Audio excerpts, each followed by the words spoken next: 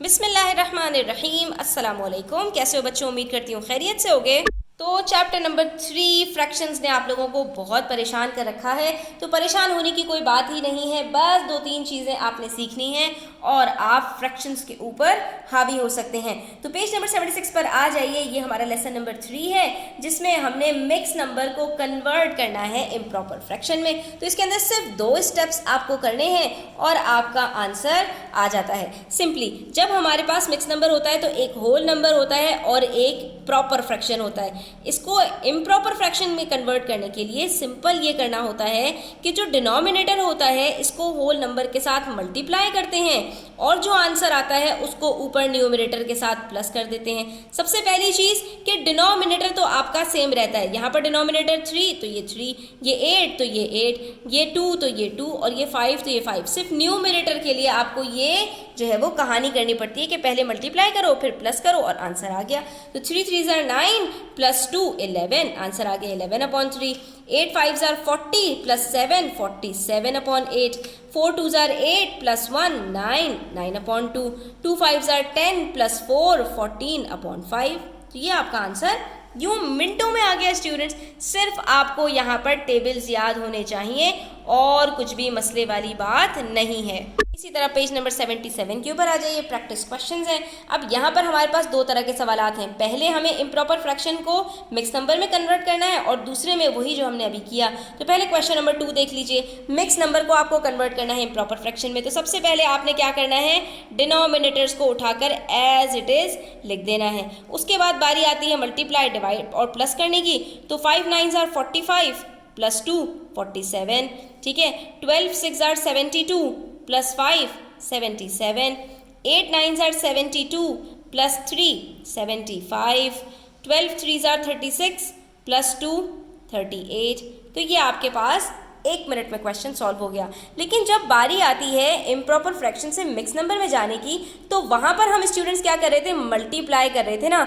इसके अंदर हम क्या करेंगे, ये उल्टा हो रहा है तो यहाँ पर हम डिवाइड करेंगे, ठीक है। तो सबसे पहले तो आप एक डिवीजन का ये बना लीजिए और दूसरे स्टेप में आप जो आपके पास डिनोमिनेटर्स हैं इनको उठाकर एज इट इज़ लिख लीजिए, ठीक है। उसके बाद बारी आती है कि भाई हमें एक अदद न्यूमरेटर चाहिए होगा और एक होल नंबर चाहिए होगा, क्योंकि मिक्स नंबर कहते ही उसको हैं। तो इसके लिए हमने क्या करना है, जो हमारे पास डिनोमिनेटर्स हमने लिख दिए ना, इन सबको उठाकर बाहर लिख दीजिए। यानी ये सब आपके क्या बन जाएंगे, डिवाइज़र बन जाएंगे। और डिविडेंड क्या होता है, जो आपके पास ऊपर न्यूमरेटर दिया हुआ है, इन सबको उठाकर नीचे लिख लीजिए, ठीक है। सबसे पहले तो आपने फ्रैक्शन के अंदर ये कर लेना है। उसके बाद फिर आपने टेबल पढ़ना शुरू करना है और जहाँ तक आप जा सकते हैं जाना है। उसके बाद आपने रिमाइंडर छोड़ देना है। तो यहाँ पर 4 के टेबल में 2 नहीं आता, दोनों को उठाया। 4 5 are 20, माइनस किया, 3 बच गया, अब कुछ नहीं हो सकता। इसी तरह से 2 के 2 1s are 2, बच गया 1, 5 उतारा, 2 7s are 14,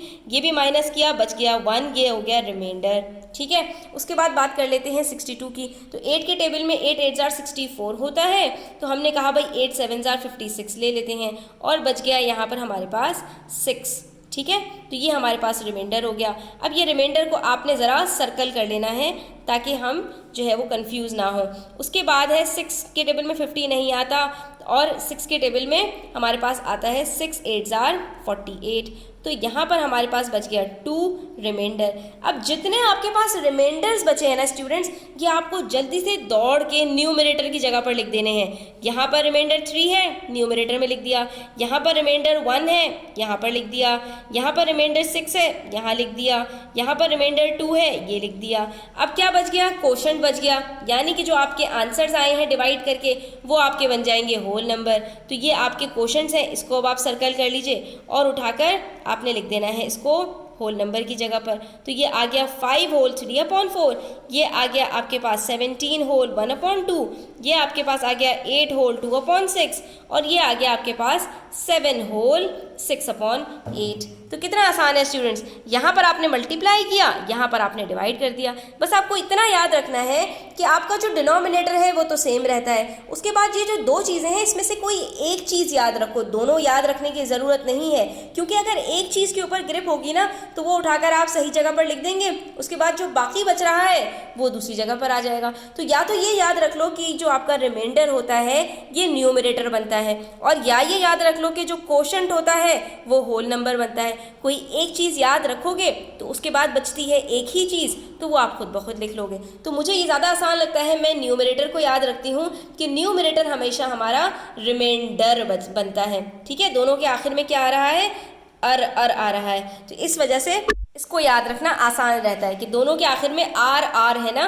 तो ये जो हमारा रिमाइंडर है ये न्यूमरेटर बनता है। डिनोमिनेटर तो हमारा सेम ही है ना, उसको तो याद रखने की ज़रूरत ही नहीं है, और बाकी जो कोशेंट और होल नंबर है उनका आपस में कोई इतना कनेक्शन नहीं है, तो वो आखिरी चीज़ जो बच जाएगी वो जाहिर सी बात है आपकी होल नंबर ही बन जाएगी। ठीक है स्टूडेंट्स, तो इस तरह से आपने इन क्वेश्चंस को सॉल्व करना है। अब एक चीज़ आपकी रह गई यहाँ पर कि अगर यहाँ पर देखो तो 3 और 4 में आपके पास कुछ भी कट नहीं हो रहा, 1 और 2 में भी कुछ कट नहीं हो रहा, लेकिन 2 और 6 में देखें तो यहाँ पर हमारे पास कट हो रहा है, क्योंकि 2 के टेबल में 2 भी आता है और 6 भी आता है।